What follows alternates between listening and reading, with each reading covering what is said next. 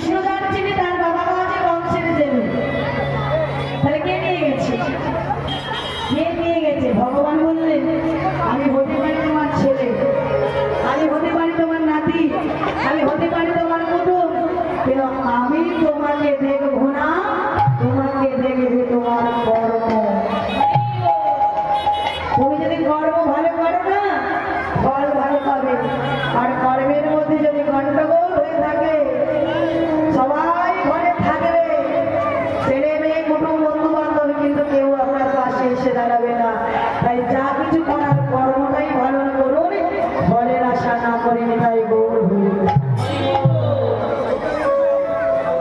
হে মাননীয় ভক্তমণ্ডলী, ভক্তিপতি মাইরা, কৃষ্ণদাস সুদেবীর ঘরে জন্ম হল প্রেমানন্দে।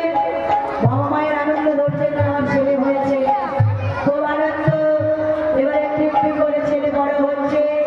আজ প্রেমানন্দের বয়স যখন 5 বছর হয়ে গেছে, মা সুদেবী কৃষ্ণদাস অর্থাৎ